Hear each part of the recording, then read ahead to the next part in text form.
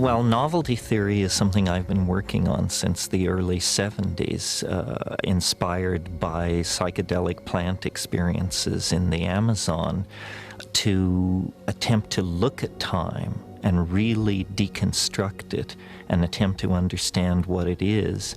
And this has been a wild intellectual ride, leading to some pretty easily stated conclusions.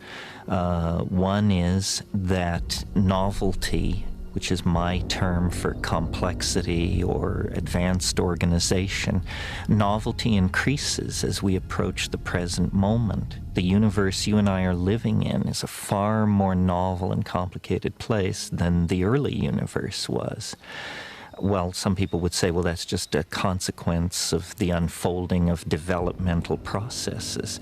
But this asks the question, what are developmental processes? Why should the universe have a preference for order over disorder, especially when we have something called the second law of thermodynamics, which tells us exactly the opposite?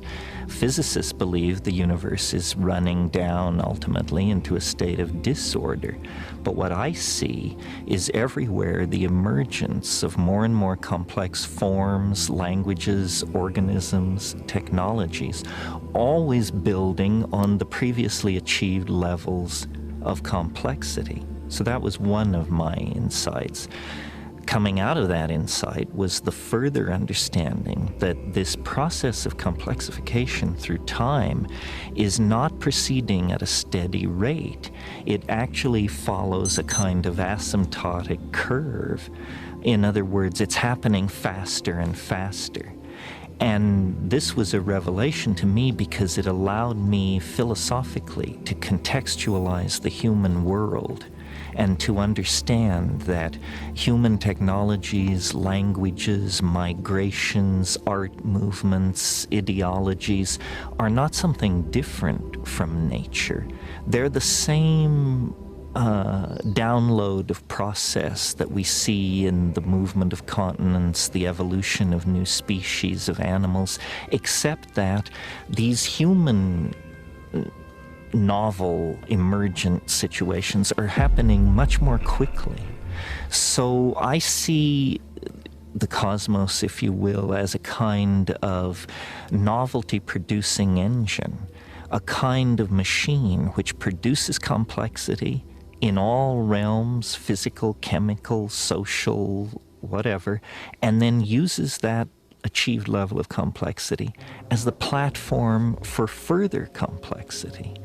Well, this explains our present circumstance. It explains the rush toward all forms of new technology and social organization in the new millennium.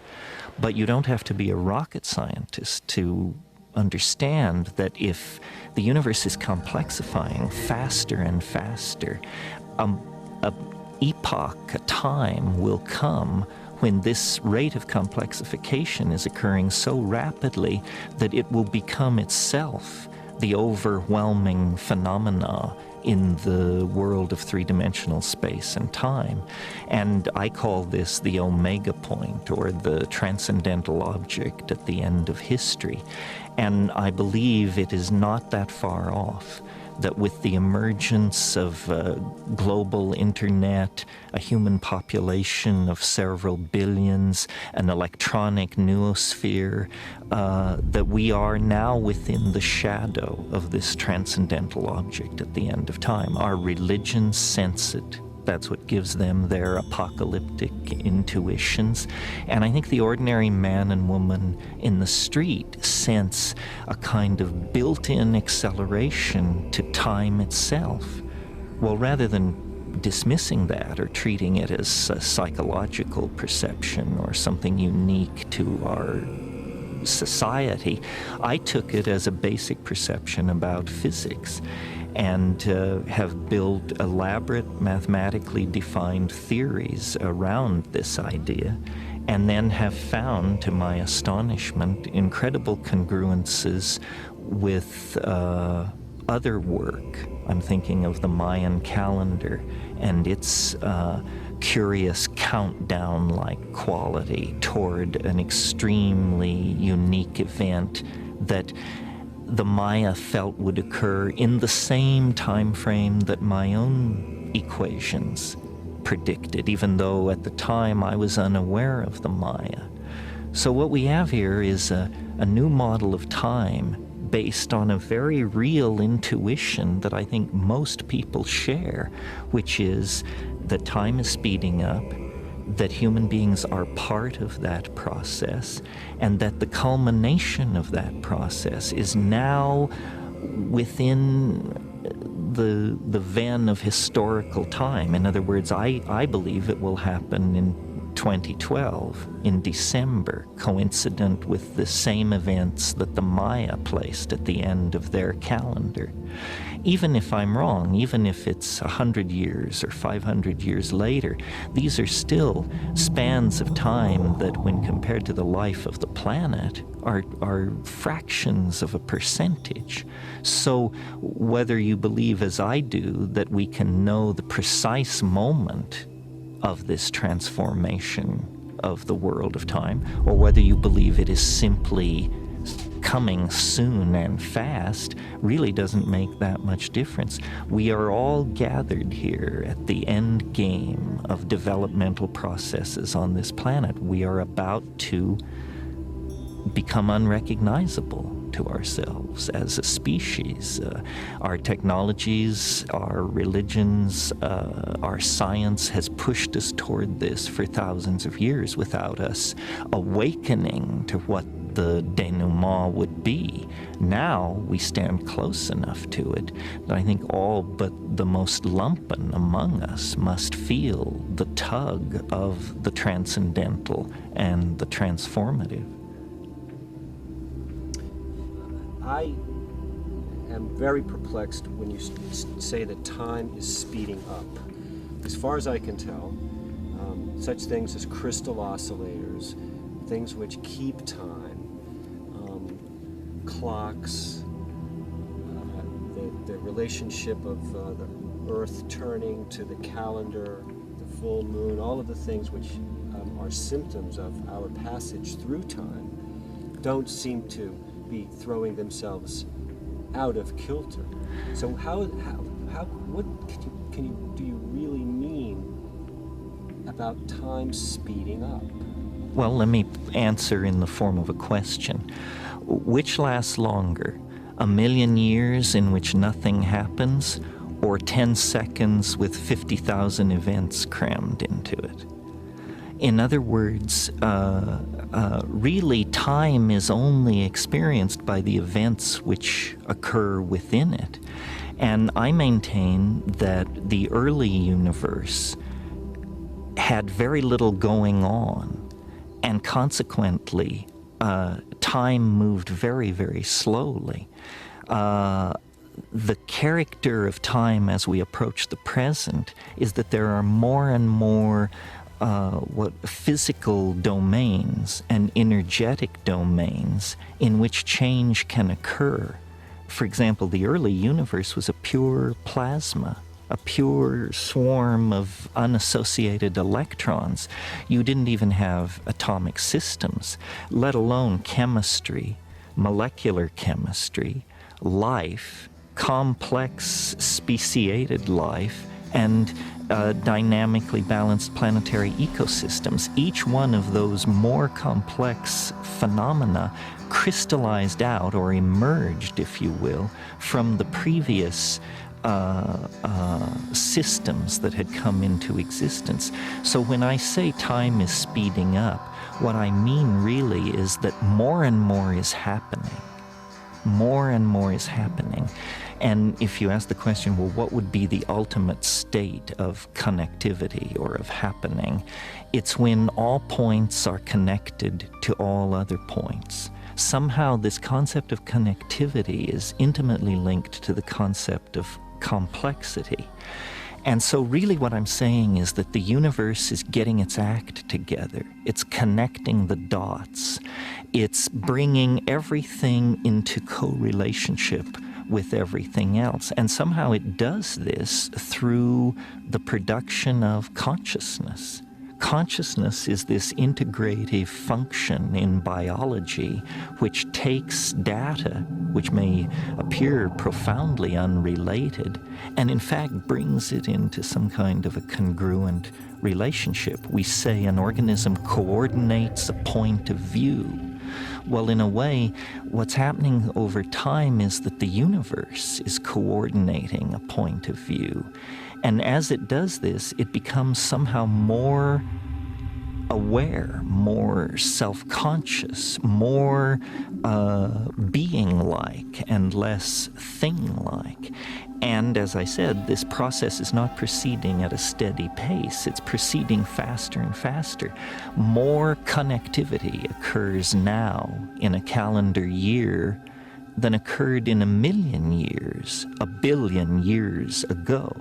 So somehow, as we approach the present, we find ourselves in an ever denser realm of activity, interrelationship, connectivity, and the result of this is more of the same, producing a shrinking globe, ever more immersive technologies, dissolution of political, social, gender, and class boundaries of all sorts. So that's what I mean when I say the universe is speeding up.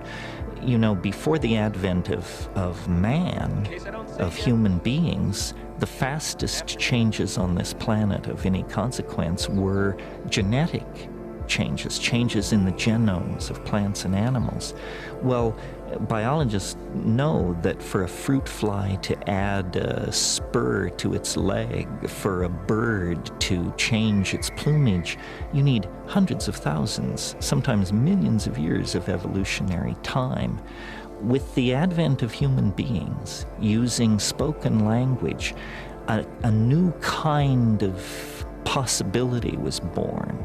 It's called epigenetic change. In other words, change which is not about genes, but which is about languages, customs, behaviors of human beings. Epigenetic change reaches its dramatic culmination in speech, writing, and communication of all sorts. And so the carriers of epigenetic change, the human beings, are automatically then the carriers of accelerated novelty. And so when you look at, let's say, evolution on a coral reef, and you compare it, let's say, to the evolution of political ideas in modern Europe, obviously modern Europe's rate of change in this domain is thousands of times faster. So by moving from the genetic to the epigenetic realm, we have vastly accelerated all kinds of processes. Now we appear to be about to move from the strictly human domain to the human-machine symbiosis domain. And of course, machines process information, make connections, and do their work at a rate thousands of times faster than any human being can work. So we see, again, a progressive acceleration of the process of creating and maintaining varieties of connectivity. And that's what I mean by time is speeding up. Your description of the process by which you developed the Timewave theory, I understand, I read True Hallucination, so I understand it took you some years to kind of work it all out. Yes, in the Amazon, all was chaos and mythic revelation, but I knew that you couldn't bring that back as a scientific theory, and my bias has always been toward science. And out of these many intuitions and revelations, I discerned a thread which was about time. It began with a conversation with this Logos entity where it said to me, "Did you know every day is composed of 4 other days?" And I said, no, I not only didn't know that, it's never occurred to me. What a bizarre idea. Well, so this idea then of a time being a resonance created by other times, not immediately before or after it, as in scientific causality, but somehow a day centuries ago, centuries in the future, come together to create an interference pattern that creates the unique moment. So that was one of the basic assumptions. And then the structure on which this all was hung was the I Ching, which may seem exotic to American and European audiences, but which is, of course, as familiar to anyone in Chinese society as the Declaration of Independence is to us. And what is the I Ching? Well, it's a very ancient method of divining and predicting the future, based on the idea that every moment can be symbolized by a unique ideogram, which is somehow its essence, much in the way that science believes you can explain all nature with 108 elements. The ancient Chinese took the position that time itself was made of elements. My style of thinking is scientific enough that if I were to say to somebody, I propose a revolution in physics based on what I know about an ancient Chinese divinatory system, that would seem foolish to me. It seems occult. It seems unscientific. Why should an ancient Chinese book of divination hold any insight whatsoever for modern physics? But the uncanny thing about the I Ching is that it seems to work. Even in the hands of its critics, it seems to work. So let me try out a metaphor on you, which I think makes much more clear what's going on here.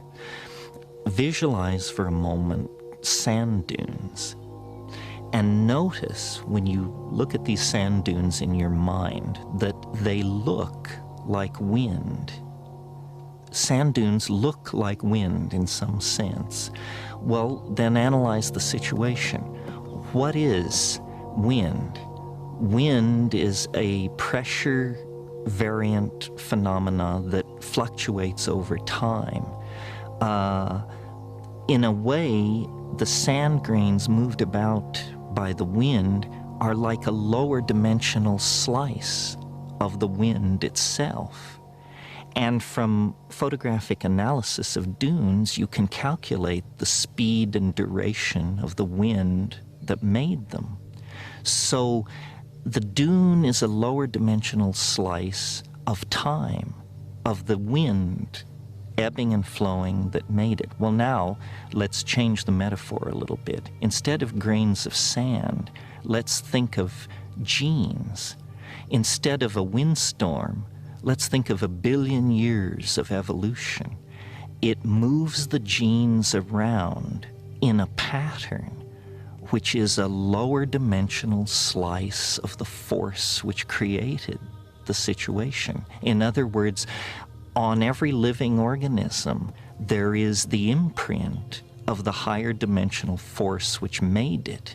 Now, somebody could say, well, that's God. Well, but in a scientific context, we don't speak like that.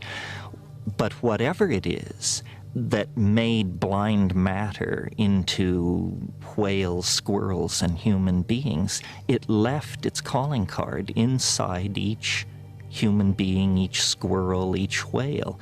That's the DNA.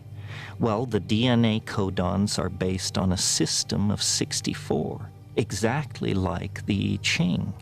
So my belief is that some group of people thousands of years ago looked into human organism, looked by meditative techniques into the center of their own beings, and they were not mystics, nor were they empiricists. They were simply curious. But at the center of the meditative experience, they saw an ebb and flow, an energy field that was in a constant state of flux. And they asked themselves, how many elements are necessary to describe this energy field? And the answer was more than 10, less than 1,000, more than 20, less than 500. And when they finally got it worked out, lo and behold, 64 situations are all the possible potential situations there are. Out of 64 subtypes of time, you can create everything from the coronation of Queen Mary to the resignation of Madonna, out of 64 types of time. So really, what the I Ching is not a book of Chinese mysticism. It's a book of molecular dynamics that sees through biology to the physics that allowed biology to come into existence. And I'll argue this with anybody in the field, regardless of how hardcore an empiricist they claim themselves to be, because I think the coincidence between the structure of the I Ching and the structure of the DNA is staggering. It's not a simple correspondence between 64 and 64. All the processes that occur in DNA can be easily modeled with the 6-line hexagrams that make up the I Ching. It's almost as though Western science was fascinated by energy. For 5,000 years we pursued understanding energy, and this process ends with thermonuclear explosions in the deserts of the American Southwest. We can light the fire that burns in the heart of the distant stars. We know how to do that. That's what the Western mind achieved, political issues aside. The Eastern mind was not interested in energy. It was interested in time. And they spent 5,000 years deconstructing it, looking at it. And you don't use atom smashers. You don't use enormous physical pressure. It's a different problem, and you bring different tools to bear. You meditate. You look inside yourself. You study the movement of water around pebbles. You consider the situation. You study history. In any case, the bottom line is, the people who pursued this understanding of time achieved as sophisticated a relationship to time as the Western relationship to matter expressed through our ability to trigger fusion and fission. So there's a great deal for us to learn in the West from these Oriental efforts to understand time, and it is not necessarily mystical. What I did was entirely mathematical. It's not transparent to a person who has not studied mathematics, but to a professional mathematician, it's utterly trivial. There's nothing occult about it. And I think true understanding can be communicated and formally described with mathematics. And that's what we have here. We're on the brink of a fusion of Western science with quote-unquote Eastern mysticism. Nothing mystical about it except that we call it mysticism. But the fusion of these two viewpoints is going to give us a complete understanding of the universe of space-time, matter, and energy. I want to go to this stuff about the strange attractor at the end of history. Right. I never ever, considered that notion that we are being pulled as opposed to simply just going on forever and ever. And that's for sure something that people are going to go, huh? Well, in the 19th century, if you spoke of nature having a purpose, you were thought to be anti-evolution. Because in the 19th century, there was great pain to eliminate anything like preformation or teleology or purpose or God, all these things that they were trying to eliminate from evolutionary theory. And until very recently in scientific thought, the idea has been that events are pushed by the causal necessity embedded in the events which preceded them.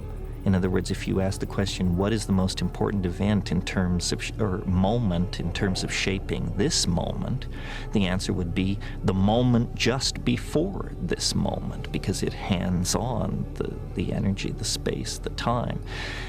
Recently, mathematicians have evolved what they call the notion of attractors, or strange attractors in some cases. And these are processes where a dynamic is not pushed by causal necessity from behind, but it's pulled by a point in the future.